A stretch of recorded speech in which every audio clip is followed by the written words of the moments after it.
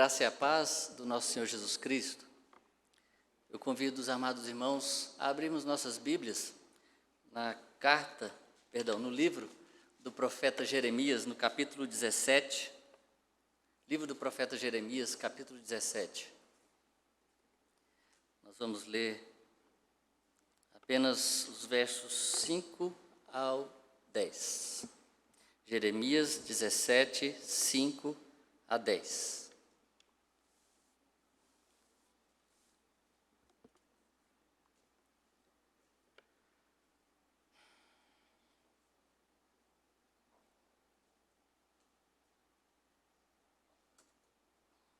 Amém. Assim diz a palavra do Senhor. Assim diz o Senhor: maldito o homem que confia no homem, faz da carne mortal o seu braço e aparta o seu coração do Senhor. Porque será como o arbusto solitário no deserto, e não verá quando vier o bem. Antes morará nos lugares secos do deserto, na terra salgada e inabitável. Bendito o homem que confia no Senhor e cuja esperança é o Senhor. Porque ele é como árvore plantada junto às águas, que estende as suas raízes para o ribeiro e não receia quando vem o calor, mas a sua folha fica verde, e no ano de sequidão não se perturba, nem deixa de dar fruto. Enganoso é o coração, mais do que todas as coisas, e desesperadamente corrupto. Quem o conhecerá? Eu, o Senhor, esquadrinho o coração, eu provo os pensamentos, e isto para dar a cada um segundo o seu proceder, segundo o fruto das suas ações. Só até aqui, vamos orar. Pai querido, obrigado, Senhor, pela tua santa e poderosa palavra. Nós agora estamos diante dela, Senhor, com temor e tremor, Pai, pois estamos diante de Ti. Por meio do Teu Santo Espírito, Pai, nós estamos diante do Teu santo trono, Pai. Fala aos nossos corações, prepara os nossos corações, ó Pai, revela os nossos corações a cada um de nós e retira tudo aquilo que não é do Teu agrado e coloca tudo aquilo que é da Tua vontade, do Teu querer, para que saiamos daqui diferentes, mas saímos mais parecidos com Cristo Jesus. E assim nós oramos e já agradecemos em nome de Jesus Cristo. Amém. Meus irmãos, uma das coisas que eu acho mais maravilhosas, uma das invenções mais maravilhosas que eu acho é o GPS. Eu acho fantástico, porque eu particularmente sou uma pessoa que é ruim de localização. Se eu parar num posto e na estrada paro num posto, na hora de sair eu tenho que tomar muito cuidado para não pegar o caminho que eu vim, pegar o caminho errado, ao invés de prosseguir. E o GPS para mim é maravilha, ainda mais que tem uma voz que ainda fala, né? Vira à direita, vira à esquerda, é fantástico. E o GPS ele é melhor do que o mapa, porque o mapa você olha ali a cidade, nós olhamos Brasília, o mapa de Brasília, mas o GPS ele é como se estivesse olhando por cima e ele te mostra se tem um trânsito parado, se tem buraco naquela pista, se tem uma obra e você pode desviar. Olha que interessante, você apenas não olha a rua que você está, podendo virar aqui e ter um trânsito e ficar parado, mas você tem uma visão panorâmica de toda a cidade. E aí já te dá o caminho, qual o caminho melhor ou mais rápido. Quando a gente estuda a Bíblia, nem sempre a gente tem impressão de olhar para a nossa vida de forma panorâmica. Quando nós estudamos a Bíblia, parece que nós não conectamos, às vezes, ela à nossa vida particular, ou ao meu destino, ou o que Deus tem para falar para mim. A gente lê aqueles textos de genealogias, filho do fulano, nasceu filho do fulano, que era filho do outro. Tem livro de números e números, e o tamanho do templo, do tabernáculo, tantos côvados de altura, de centímetro, era feito aquilo. E a gente parece que lê esses textos e não consegue conectar com a nossa vida. É porque a gente está olhando como se a gente estivesse olhando apenas a rua que a gente está. Mas a gente não tem uma visão panorâmica do todo da nossa vida, à luz da palavra de Deus. Mas quando a gente examina a Bíblia cuidadosamente, você observa que ela proporciona uma perspectiva mais ampla. É como se você estivesse voando de helicóptero ou estivesse no satélite, tivesse uma visão ampla e panorâmica da sua vida. Isso é importante porque somente quando você tem essa percepção do que Deus está fazendo, é que você perceberá os detalhes e a mão de Deus em cada área da sua vida, em cada dia da sua vida. A graça e o amor de Deus são revelados na criação. Todas as coisas que Deus criou, desde o sol, o astro, o sol magnífico, até a formiga pequenininha que é criada, nós vemos a graça e o amor de Deus sendo revelado. Nós chamamos isso de revelação natural ou revelação geral do amor de Deus. Mas a palavra de Deus, essa palavra é a sua revelação especial que é dada e revelada aos seus filhos. E nessa palavra, nessa revelação especial, é interessante que Deus usa de metáforas ou figuras de linguagem. Por exemplo, ele usa a semente da mostarda para definir a nossa fé. Ele usa a água viva para nos ajudar a entender como é o Espírito Santo fluindo dentro de nós. E ele usa também os lírios do campo para a gente perceber o cuidado paternal de Deus na nossa vida, para não estarmos ansiosos com o dia de amanhã. Deus é um Deus maravilhoso e que usa a nossa linguagem para revelar-se a nós. Deus não nos deixou entregues à própria sorte. Deus não nos deixou entregue à nossa própria interpretação da Bíblia, o nosso próprio entendimento, as nossas próprias explicações. Nosso Deus é um Deus de sabedoria e revelação. A Bíblia ensina sobre Deus, a Bíblia ensina sobre você, a Bíblia ensina sobre a vida. A Bíblia é como um espelho, em que você olha para esse espelho e se vê. É como uma ferramenta diagnóstica, como um raio-x que olha dentro de você e vê quando algo está errado ou quando algo está quebrado. É como um mapa ou como um GPS que eu falei, que o ajuda a ver onde você está e para onde você quer ir ou precisa ir. Cada figura ou imagem é a respeito da sua vida e do seu relacionamento com Deus. Olhando para o texto, olhando para o contexto mais amplo da palavra de Deus, quando nós estudamos a palavra, nós lemos um versículo, nós lemos uma perícope, mas é importante nós estudarmos o contexto e olharmos a Bíblia toda. Por isso é bom você ler a Bíblia toda, para você ter uma visão panorâmica de toda a palavra de Deus. Mas aqui no contexto do livro de Jeremias, o profeta está tratando o povo de Israel. O profeta está exortando, admoestando o pecado de Israel, a idolatria de Israel, o povo que se afastou do seu Deus. Essa imagem simples dessa pequena passagem que nós lemos, mas poderosa, perícope, resume grande parte do conteúdo bíblico.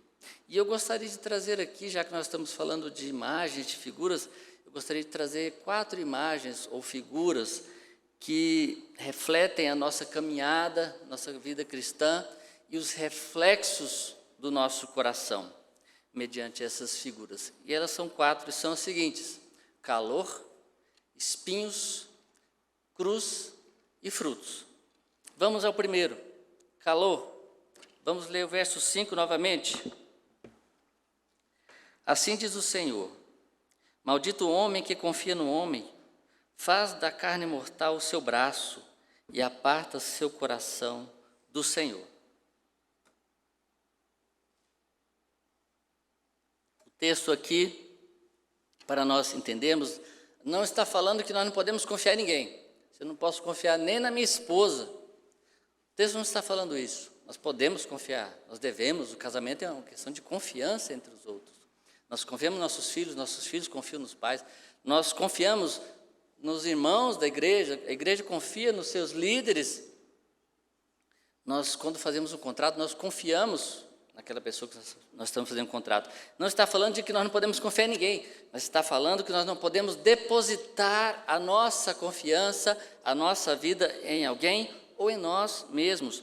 O homem que confia no homem é maldito, diz a palavra. O homem que se acha inteligente e capaz de salvar a si mesmo, sem depender de Deus, esse é maldito, esse está condenado.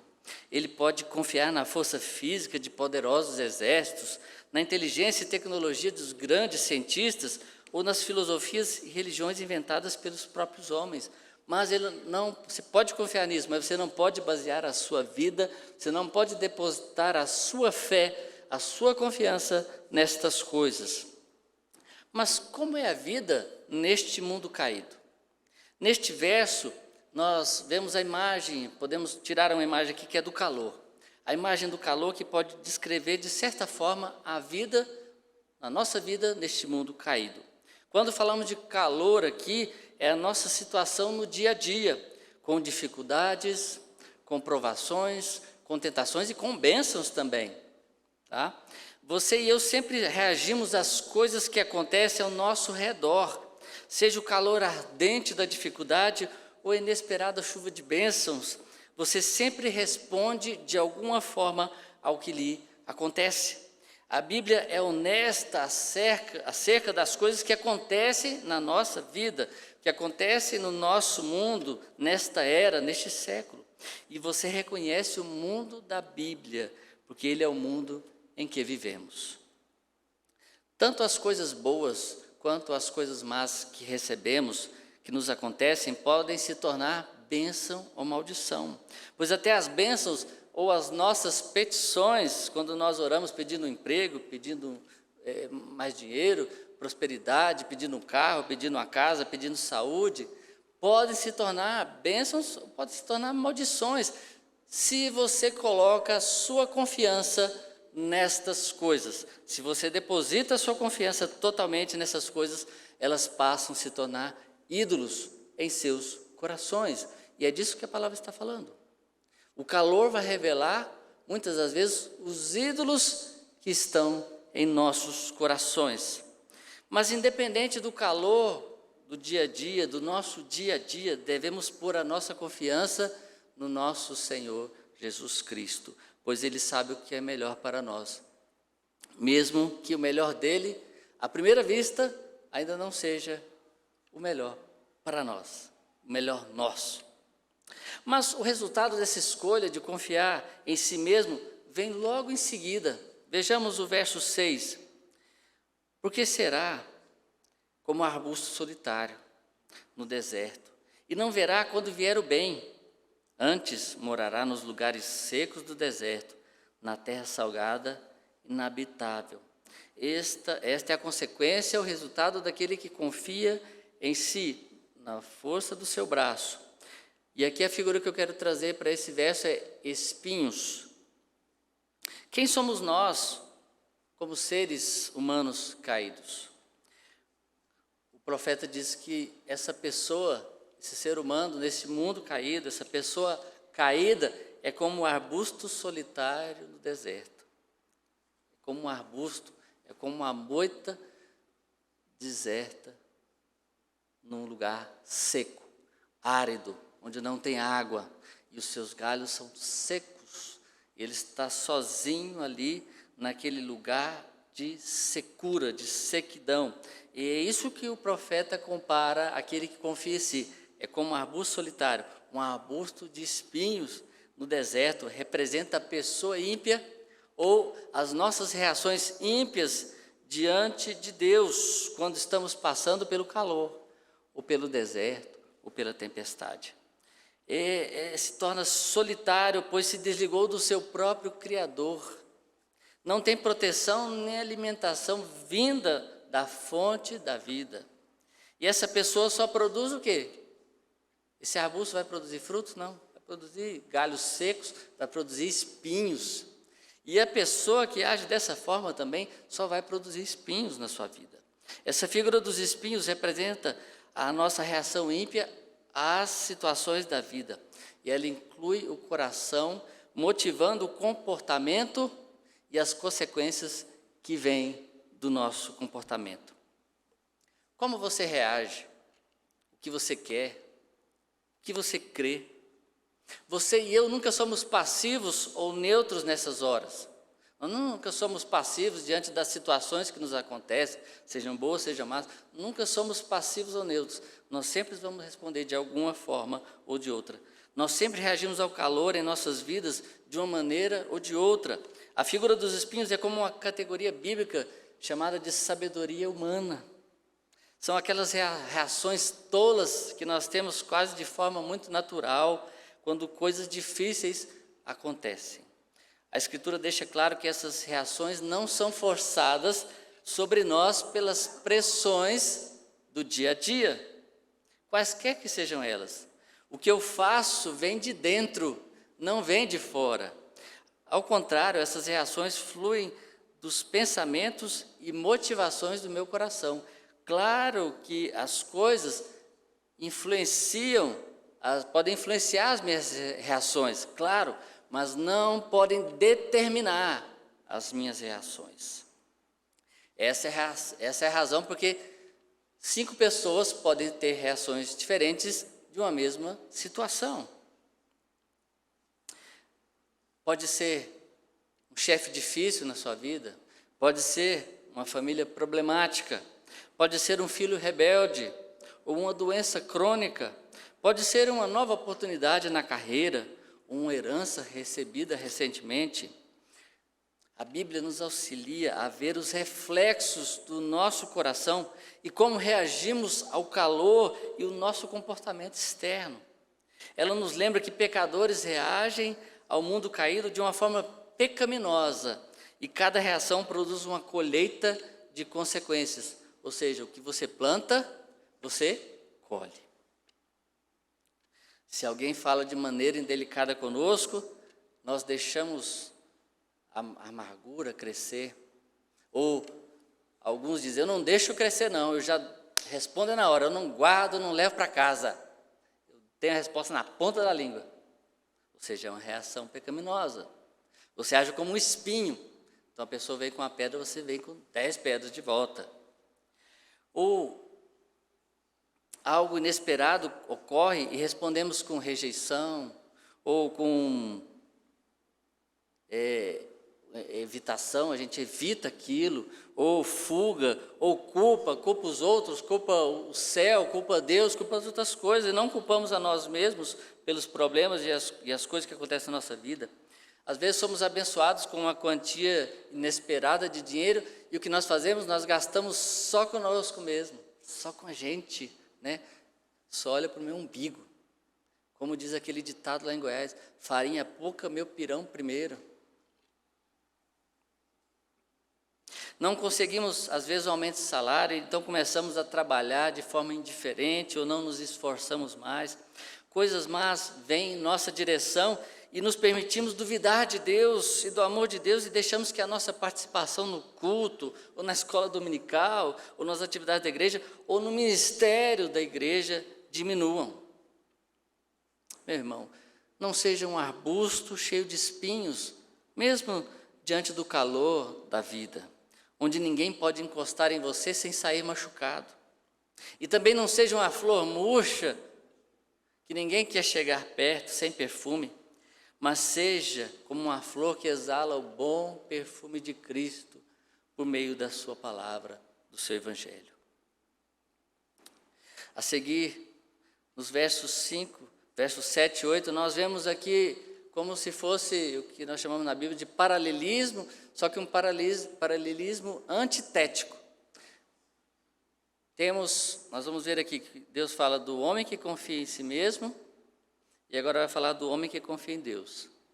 E a consequência desse homem que confia em si mesmo, que é como um arbusto, e a consequência daquele que confia no Senhor. E também há uma semelhança nesses dois versos que nós vamos ler novamente entre o Salmo 1. Vamos ler os versos 7 e 8. Diz assim: bendito o homem que confia no Senhor e cuja esperança é o Senhor. Veja bem, por quê? Agora muda o cenário, muda a árvore. Em vez de arbusto, agora é como uma árvore plantada junto às águas, que estende as suas raízes para o ribeiro e não resseca quando vem o calor, mas a sua folha fica verde, e no ano de sequidão não se perturba, nem deixa de dar fruto. Lembre-se, como eu falei, do Salmo 1, de 1 a 3, que diz quase a mesma coisa, diz assim: bem-aventurado o homem que não anda no conselho dos ímpios, não se detém no caminho dos pecadores, nem se assenta na roda dos escarnecedores. Antes o seu prazer está na lei do Senhor, e na sua lei medita de dia e de noite.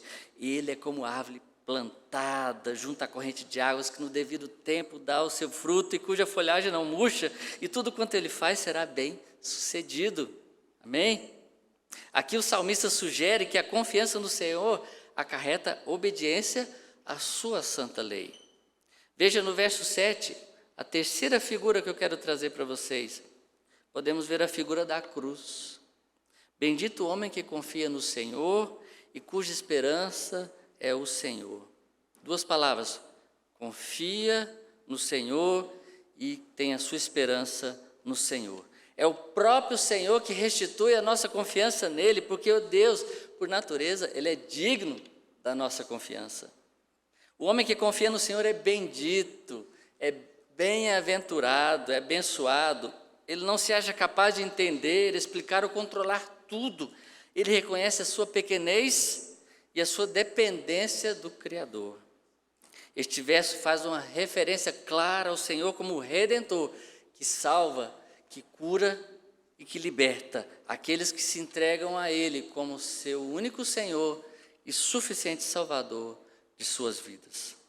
A passagem aqui nos remete à figura da cruz, que resume toda a atividade redentiva de Deus em nosso favor. A imagem da cruz está focalizada na presença de Deus em sua glória e amor redentivos através de Cristo Jesus, que morreu naquela cruz. Ele traz conforto, purificação e poder para uma mudança radical em nossas vidas. Deixamos de ser um arbusto para sermos uma árvore plantada junto à corrente de águas.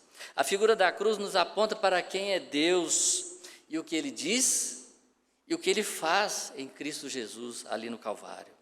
Meus irmãos, deveria ser um tremendo encorajamento para nós saber que o Deus da Bíblia se apresenta como socorro bem presente nas tribulações.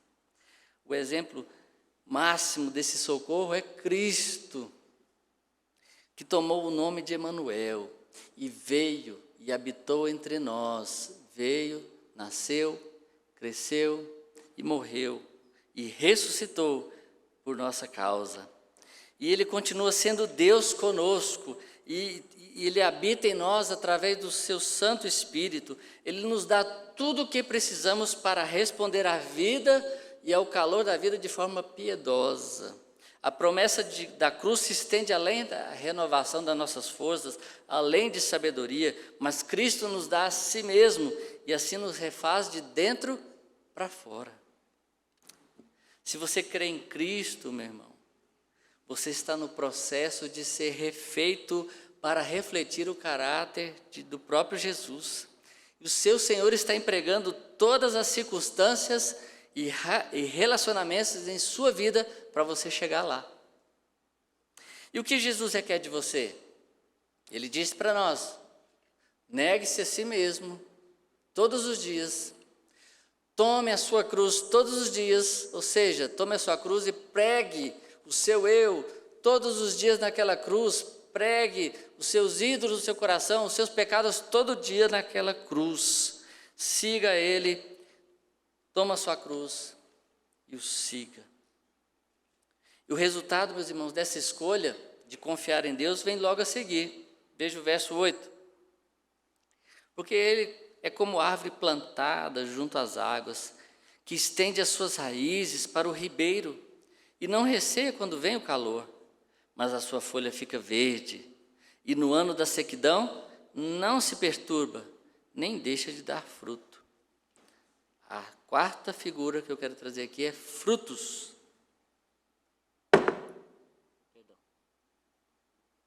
Frutos. Como Deus nos transforma progressivamente por sua graça. Essa metáfora aqui da árvore plantada junto às águas é um símbolo poderoso da força de Deus, mesmo em meio a terra seca, mesmo em meio ao mundo caído, o mundo, como a palavra de Deus, que o mundo jaz no maligno, mesmo no mundo e numa era tão difícil, tão cheia de pluralismo religioso, tão cheia de subjetivismo, de relativismo, mas é essa era que Deus nos colocou para estarmos aqui, para sermos crentes nessa era, mesmo nesse mundo, dessa terra seca, árida, mas Ele nos chama para ser uma árvore plantada, como se estivesse junto às águas, uma árvore com raízes profundas na beira de um rio. Nunca faltará o alimento espiritual que sustém essa árvore. Ela enfrenta as intempéries sem ser abalada, porque o seu Criador cuida dela. A figura dos frutos é essa nova reação da pessoa piedosa em uma determinada situação. É a sua nova atitude em frente, às vezes, aos mesmos problemas, às mesmas dificuldades da vida. Essa reação é resultante do poder de Deus e da ação no seu coração, meu irmão. Ela aqui inclui o comportamento nosso também. O coração renovado pela graça e a colheita de bênçãos que segue a sua vida, meus irmãos. O coração renovado por Cristo Jesus, pela ação do Espírito Santo, um coração regenerado, você se torna um novo homem que agora consegue produzir frutos. E esses frutos são bênção e voltam-se como bênçãos para a sua vida, meus irmãos. Deus está sempre nos chamando para procurá-lo em arrependimento e em fé todos os dias. Não é só no dia que você se converteu, não. Todos os dias você é chamado a se arrepender e ter fé em Cristo Jesus. Devido ao que Cristo fez na cruz, podemos responder às mesmas velhas pressões de forma totalmente diferente. Quando abençoados, procuramos maneiras de abençoar os outros. Quando amados, procuramos amar o próximo. Quando perdoados, procuramos perdoar o próximo. Esse é o tipo de vida que a presença e a graça de Cristo possibilitam na minha vida e na sua vida, meu irmão. Essas novas reações produzem bons frutos em nossas vidas e na vida dos outros. Diante do calor dos problemas, corremos para a cruz, ou seja, para perto de Cristo e não para longe dele. Não procuramos evitar a vida, ou fugir da vida, ou esconder dos problemas, ou evitar os problemas, ou jogar para debaixo do tapete, não. Mas nós nos dirigimos e caminhamos à frente, adiante com coragem e com fé, enfrentando os problemas do dia a dia, matando um leão a cada dia. E não fazemos justiça com nossas próprias mãos também, mas confiamos nossas vidas ao único juiz e sábio. Olha a sua vida, meu irmão, pelos olhos do Redentor. Deixe que Ele sonde, revele o seu comportamento e o seu coração. A coragem de se autoexaminar. Quando Cristo está envolvido nesse autoexame, leva a esperança de uma mudança pessoal e duradoura. Quando as outras religiões propõem que você faça uma regressão, algumas falam, faça uma regressão, volte até o útero, ou outras religiões que façam uma meditação, como o budismo, e façam introspecção dentro de você, uma meditação. Se você for olhar para dentro de você, nós vamos perceber como nós cantamos aqui e dizer: Senhor, se tu olhares para dentro de mim, nada de bom encontrarás. E se você faz essa viagem interna, você vai perceber que não tem nada de bom dentro de você. Mas quando você faz essa viagem, ou essa introspecção, essa autoanálise com Cristo junto, com a palavra de Deus como espelho refletindo o seu coração, aí há uma mudança pessoal e duradoura. O Deus conosco entrou na sua história e você não será como antes, como um arbusto cheio de espinhos, mas você agora será uma árvore bonita que dá frutos. E as pessoas se achegarão ao seu redor para colher desses frutos. E esses frutos vão apontar para Cristo Jesus. Amém? Concluindo, meus irmãos, eu agora quero ler os versos 9 e 10, que diz o seguinte: enganoso é o coração, mais do que todas as coisas, e desesperadamente corrupto. Quem o conhecerá? Eu, o Senhor, esquadrinho o coração, eu provo os pensamentos, e isto para dar a cada um segundo o seu proceder, segundo o fruto das suas ações. No Antigo Testamento, o coração não é apenas a sede das emoções, mas também, quando fala coração, está falando das emoções, da nossa mente e da nossa vontade.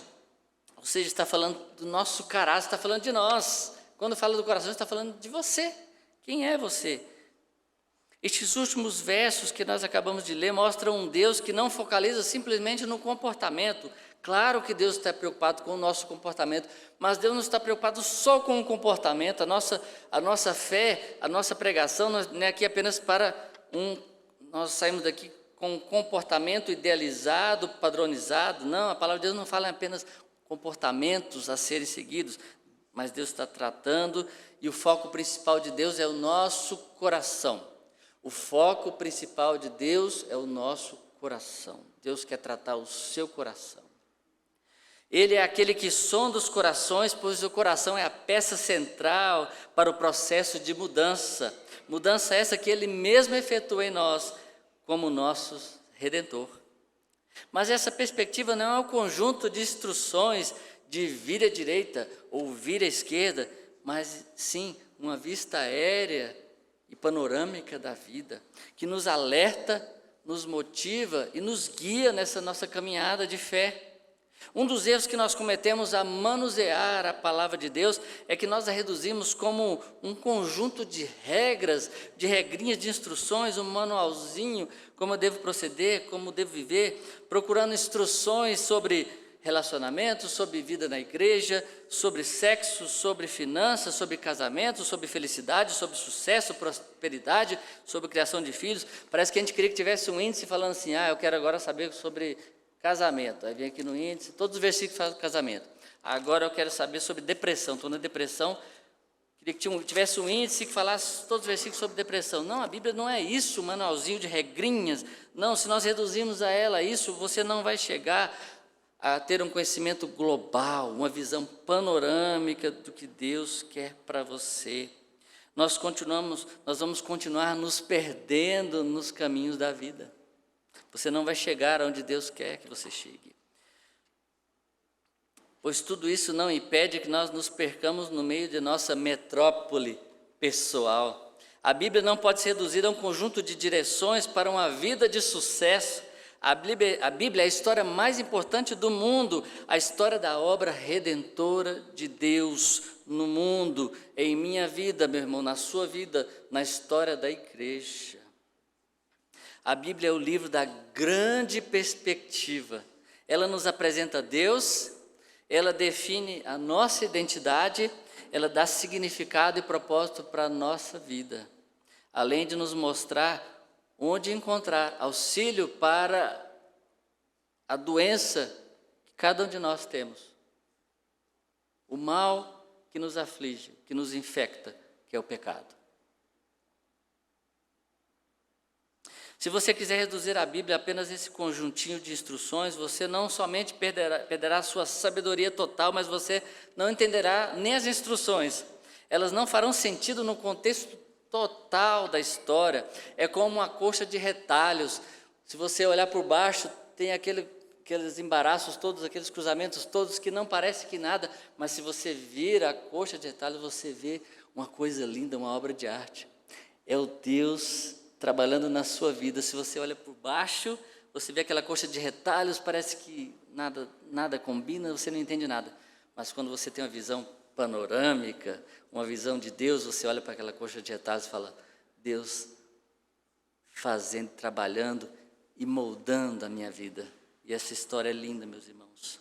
É como o GPS que eu falei, a Bíblia nos convida a voar acima das avenidas da vida cotidiana para obter uma visão panorâmica da cidade toda, da nossa vida ou da história. Ela nos convida a ver como no plano de Deus tudo se interrelaciona e como a graça de Deus nos capacita a dirigir de onde estamos para onde Deus quer que estejamos.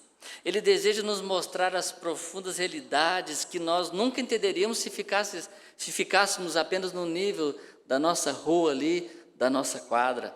A Bíblia nos convida a entrar em um relacionamento profundo com aquele que é o guia perfeito, que é Jesus Cristo.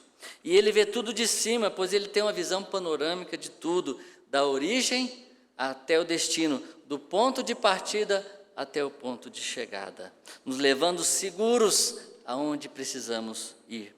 E a Bíblia nos comunica uma sabedoria tão completa e prática que pode prevenir de nos perdermos nos becos sem saída e nas esquinas da vida. Talvez você esteja perdido, meu irmão, no meio do seu relacionamento conjugal e não saiba como chegar aonde Deus quer. Pode ser que você esteja perdido no meio dos cuidados paternais ou maternais e antes tinha um senso de direção, mas agora não tem mais, que agora você está sozinho. Talvez você esteja perdido em uma amizade que tenha se enveredado numa rua de conflitos e desentendimentos, parece que agora não tem mais volta. Talvez você esteja perdido em ira, em temor, inveja ou frieza espiritual. Ou você pode estar perdido em seu relacionamento espiritual com Deus. As coisas não vão bem espiritualmente e você não sabe se algum dia elas mudarão ou voltarão a ser como eram. Mas eu lhe digo, meu irmão, Deus pode entrar nesse mundo seu de desorientação com a sabedoria abrangente e prática da sua santa palavra. A Bíblia expõe a vida como Deus a vê, convidando-nos a conhecê-lo e conhecer o nosso coração, bem como conhecer a vida e conhecer como ele trabalha para desfazer o dano que o pecado pode ter causado na sua vida, meu irmão, na nossa vida. A Bíblia é o espelho da nossa alma. Ela reflete o nosso coração. Ela é a nossa bússola, o nosso mapa, o nosso GPS espiritual, capaz de nos dizer exatamente onde nós estamos e aonde precisamos chegar. E ela sempre te lembrará que você não está sozinho em meio às lutas do dia a dia. E que tudo que você precisa, meu irmão, já foi providenciado por Cristo Jesus. Ela ensinará como penetrar nos recursos da graça de Deus, nos insondáveis recursos da graça do Senhor, para se tornar o que Ele intencionou que você fosse antes da fundação do mundo. Minha oração, meus irmãos, é que nós olhemos todos os dias para a palavra de Deus, buscando nela sempre a Cristo Jesus, e para que o Espírito Santo nos guie nessa caminhada, do ponto de partida até o ponto de chegada, rumo à cidade santa. Amém? Vamos orar mais uma vez? Pai querido, nós agradecemos pela Tua palavra, Senhor. Obrigado, Pai, porque ela nos coloca de volta no prumo.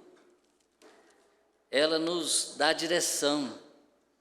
Ela nos faz converter, fazer o retorno, sair dos becos da vida, das calçadas do mundo,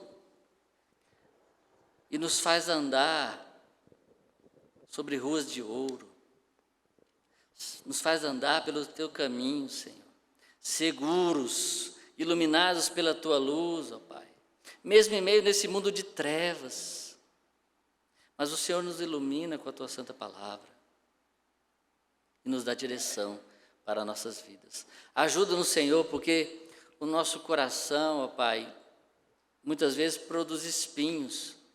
Nós não sabemos muitas vezes como reagir às coisas, ó Pai, às dificuldades, os problemas, Senhor. Ajuda-nos, Senhor, a sabermos como sair de situações ou como enfrentarmos situações, problemas, crises. dificuldades. A começar nas crises internas, ó Pai, dentro de mim, dentro do coração dos meus irmãos, Senhor.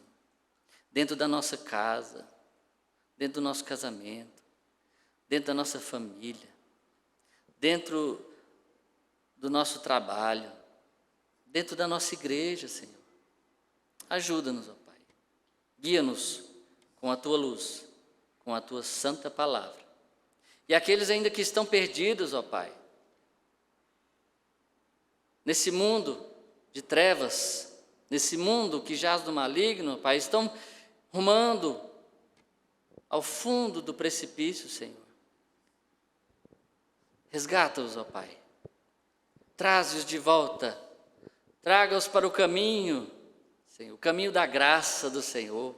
Abre seus olhos, Senhor. Coloca o Teu GPS no nosso coração, ó Pai, para que eles consigam Te encontrar, Senhor. Essa é a nossa oração que nós fazemos, ó Pai. Nós fazemos por aqueles que ainda estão assim. Sejam nossos filhos, sejam nossos cônjuges, sejam nossos familiares, amigos, seja nós mesmos que talvez ainda estejamos perdidos. Essa é a oração que eu faço hoje, confiando, não no nosso braço, não na nossa força, na nossa capacidade, mas confiando em Cristo Jesus. Assim nós oramos, em nome do nosso único Senhor e Salvador, Jesus Cristo. Amém.